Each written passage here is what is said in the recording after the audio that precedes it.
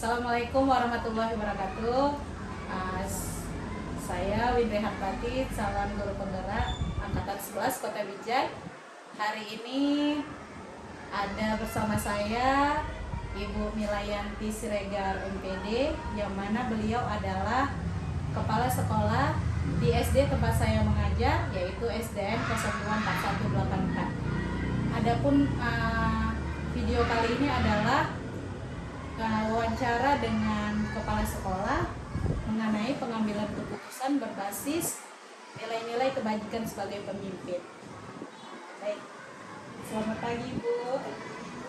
Apa kabarnya Ibu Mila? Alhamdulillah sehat. Iya. Ibu, sebagai tugas saya untuk demonstrasi kontekstual dari program guru penggerak, saya ingin bertanya beberapa pertanyaan kepada Ibu Mila ya. Boleh ya Ibu? Boleh. Oke. Yang pertama Ibu Mila, selama ini bagaimana Ibu dapat mengidentifikasi kasus-kasus yang merupakan dilema etika atau bujukan moral? Oke. Kalau ditanya mengenai kasus dilema etika dan moral, itu pasti sering ya kita jumpai di sekolah. Karena kan moral anak-anak etika itu berbeda, apalagi di latar belakang mereka juga berbeda-beda. Memang yang paling sulit itu ya menganalisis kasus moral. Kalau etika itu ya udah terlihat ya, nampak, dan kita bisa langsung memberikan disiplin atau berbagi disiplin positif pada siswa tersebut. Tapi kalau moral ini memang membutuhkan bimbingan dan kerjasama juga dari orang tua. Bagaimana cara Ibu mengidentifikasinya langsung? Memang ini Dilema etika dan bujukan moral tersebut Ibu. kalau identifikasi etika itu kan kita lihat secara nyata langsung ya. Langsung kita lihat, oh ini seperti ini. Kalau moral itu ya kita menggali dari background keluarga mereka, lingkungannya, pekerjaan orang tuanya. Seperti itu ya Ibu ya. Oke, baik. Selanjutnya Ibu, selama ini bagaimana Ibu menjalankan pengambilan keputusan di sekolah yang Ibu pimpin, terutama untuk kasus-kasus di mana ada dua kepentingan yang sama-sama benar atau sama-sama mengandung nilai kebajikan? Ini untuk siswa atau untuk guru? Boleh dua-duanya.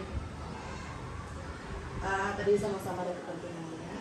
Jadi selama ini kalau saya mengambil keputusan itu, saya berusaha untuk adil, walaupun belum tentu bisa juga adil, dan keputusan itu belum juga bisa diterima oleh kedua belah pihak. Tapi ya saya mencoba untuk adil, ya saya lihat yang sama tadi saya pelajari dulu kasusnya, apa backgroundnya yang menyebabkan kasus ini timbul, yang latar belakangnya, baru kita lihat ya kita selesaikan secara kekeluargaan. Oke, baik Ibu. Bagus sekali ya Bu ya. Kemudian langkah-langkah atau prosedur seperti apa yang biasa Ibu lakukan selama ini Ibu? Langkah-langkahnya pada saat mengambil keputusan tersebut.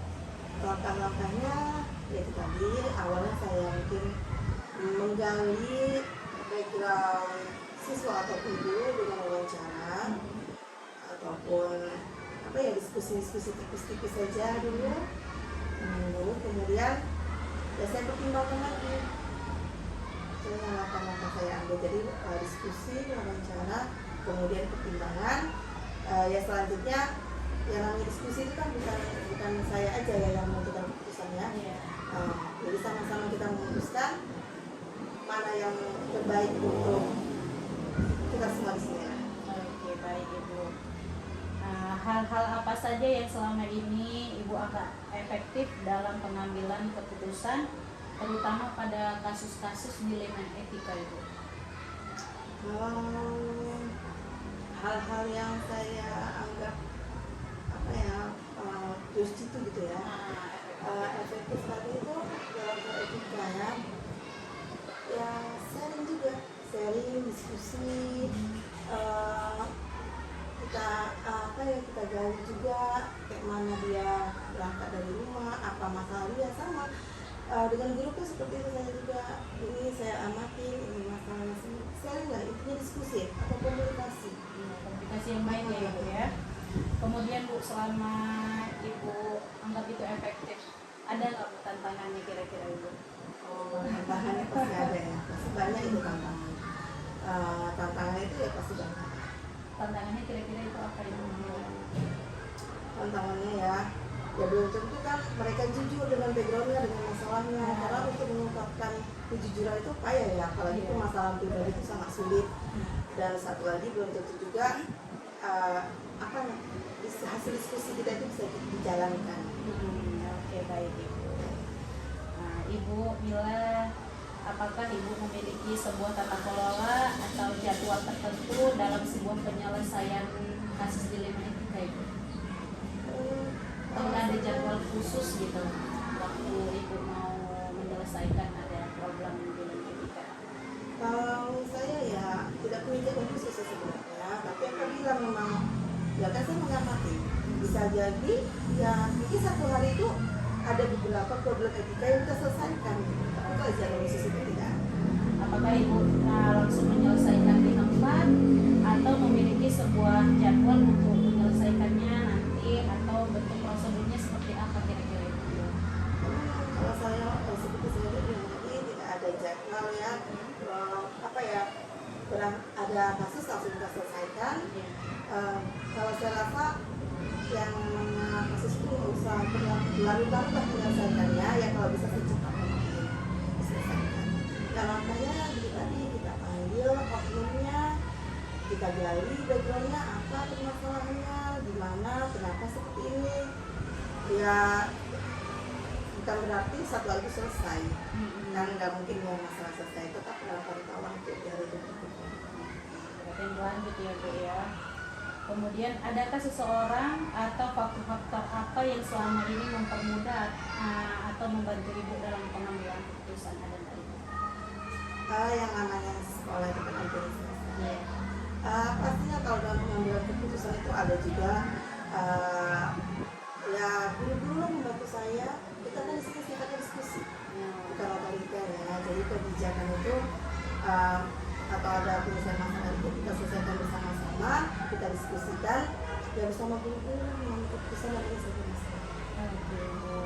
Dari semua yang telah Ibu sampaikan tadi, apa pembelajaran yang dapat Ibu ambil, Ibu petik dari pengalaman pada saat Ibu mengambil keputusan dilema etika selama ini Ibu? Dilema etika ya terkadang sulit juga untuk menyelesaikan, karena etika orang kan berbeda-beda, backgroundnya juga berbeda-beda. Jadi kita memang harus menggali benar-benar, harus mengetahui dari orang tuanya, latar belakang kehidupannya gimana, pekerjaan orang tuanya, anaknya kesehariannya gimana. Ya di situ, dan kadang-kadang juga orang tua tadi agak sulit ya diajak berkomunikasi atau diskusi. Diundang ke sekolah aja agak sulit. Oke Bu, terima kasih. Kita sudah di penghujung ya Ibu ya. Sangat seru sebenarnya berbincang dengan Ibu Kepala Sekolah, karena apa, sudah banyak sekali keputusan yang sudah Ibu ambil, terutama keputusan yang berbasis nilai kebajikan ya Bu ya. Terima kasih Bu Mila Yanti, semoga Ibu sehat-sehat. Terima kasih Bu. Semoga Ibu sukses ya, selesai CDP-nya. Amin Bu. Harapan dan nilai yang baik. Amin amin. Terima kasih Bu Mila.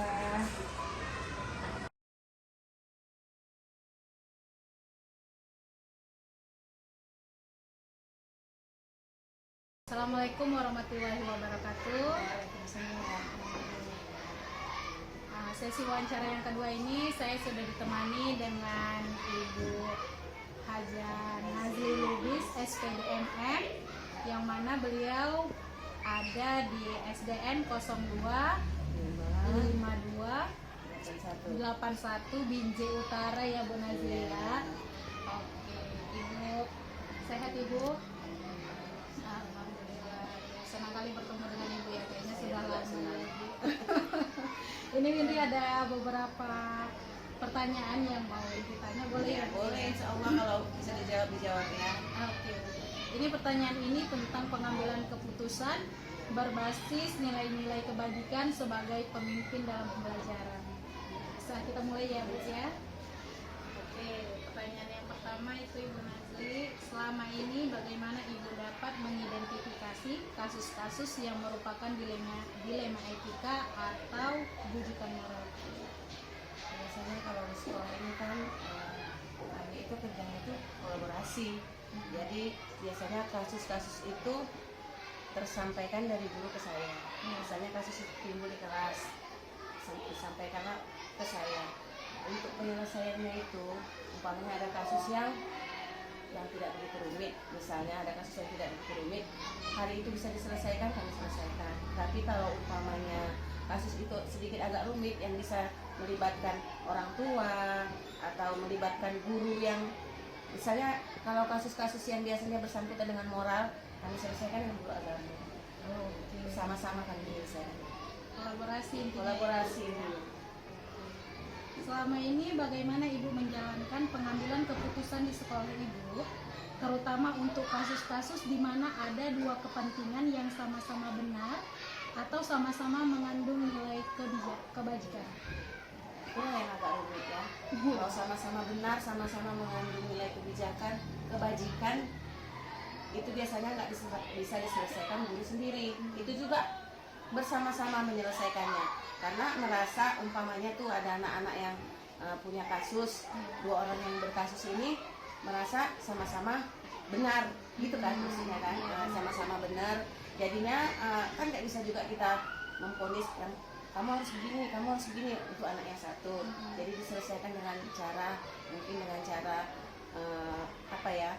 melibatkan guru-guru yang lain juga, karena guru yang lain yang mungkin juga ada masuk di dalam kelas tersebut, entah guru bidang studi agama atau guru bidang studi yang lainnya yang bisa mengambilkan keputusan di antara kasus yang sama-sama benar itu. Oke, Mana yang terbaik ya. Itu biasanya jangkanya itu penyelesaiannya agak lebih lama karena merasa sama-sama benar. Oke, Bu. Langkah-langkah atau prosedur seperti apa yang biasanya Ibu lakukan selama ini?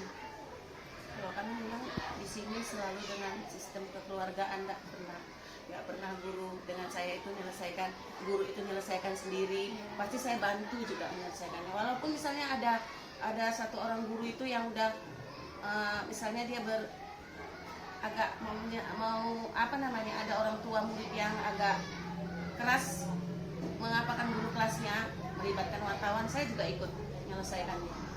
Nggak pernah menyelesaikan sendiri guru di sini, selalu bersama dengan saya. Artinya kepala sekolah langsung di garda depan. Iya, pasti harus. Hal-hal apa saja yang selama ini Ibu anggap efektif dalam pengambilan keputusan pada saat kasus-kasus dilema etika tadi, Bu? Musyawarah diselesaikan secara bersama-sama. Bahkan kadang kalau di Kombel kami bukan hanya mengapakan satu materi, masalah-masalah kasus kayak gini pun kami masukkan di Kombel. Kalau dalam saat Kombel, jadi semuanya guru-guru itu mungkin satu guru ini kena kasus seperti ini dengan siswanya, dengan orang tuanya, ya guru yang lain bisa tahu cara penyelesaiannya kayak gimana. Artinya dijadiin materi. Jadikan materi. Hal apa saja yang selama ini merupakan tantangan dalam pengambilan keputusan pada kasus-kasus tersebut, Ibu? Tantangannya biasanya tantangannya itu dari orang tua murid ya, orang dari luar sekolah. Kadang ada yang nggak suka jadi dengan hasil keputusan kita, mungkin dia rasa itu menyudutkan anaknya gitu kan. Mungkin tantangannya itu hanya dari luar sekolah. Kalau dari dalam sekolah ini insya Allah mudah-mudahan semuanya oke. teratasi. Teratasi. Oke, luar biasa sekali Bu Nazli. Apakah Ibu memiliki sebuah tata kelola atau jadwal tertentu dalam sebuah penyelesaian kasus dilema etika, Bu? Ada nggak Jadwal tertentu itu nggak ada. Apakah Ibu langsung menyelesaikannya di tempat pada Iya. saat kasus tersebut ada, atau memiliki sebuah jadwal khusus untuk menyelesaikannya? Dan bentuk atau prosedur seperti apa yang Ibu jalankan? Jadwal tertentu tidak ada. Tapi kalau ketemu masalah, kalau bisa diselesaikan hari itu diselesaikan. Kalau tidak bisa diselesaikan pada hari itu, bercakap besoknya atau panggil siapa yang berkompeten yang bersinggungan dengan masalah tersebut, dipanggil besoknya. Kalau bisa diselesaikan pada hari itu diselesaikan. Jadwal tertentu nggak ada, nggak pernah buat jadwal. Cuma memang lebih cepat lebih Lebih baik. baik. Karena mudah-mudahan jangan sering kena masalah. Kalau dijadwalkan nanti selalu kena masalah juga. Selalu ada masalah. Oke, Bu Nazli. Adakah seseorang atau faktor-faktor apa yang selama ini mempermudah atau membantu Ibu Nazli dalam pengambilan keputusan dalam kasus-kasus dilema etika, Bu? Banyak kali yang mempermudah. Semua guru di sini mempermudah saya. Semua guru, semua warga sekolah mempermudah. Alhamdulillah. Itu memang harus Nggak pernah kerja sendiri saya. Dari semua hal yang telah Ibu sampaikan tadi, pembelajaran apa yang dapat Ibu petik dari pengalaman Ibu selama ini mengambil keputusan dilema etika, Bu? Harus punya tim kerja. Harus seluruh warga sekolahnya harus sama, saling berkolaborasi. Itu aja intinya, nggak ada kerja sendiri. Oke, luar biasa ya Bu. Berarti ya memang harus kolaborasi dan harus solid timnya Harus ya Bu solid. ya. Oke. Terima kasih Ibu atas semua jawabannya, karena jawaban Ibu ini memang luar biasa sekali dan membuka wawasan saya yang baru memang sebagai guru, karena memang kami juga belum pernah menjadi kepala sekolah ya Bu ya. Semoga kedepannya Ibu sehat-sehat selalu dan menjadi kepala sekolah yang lebih luar biasa lagi. Terima kasih Bu Nazli atas waktu dan kesempatannya. Assalamualaikum warahmatullahi wabarakatuh. Waalaikumsalam warahmatullahi wabarakatuh.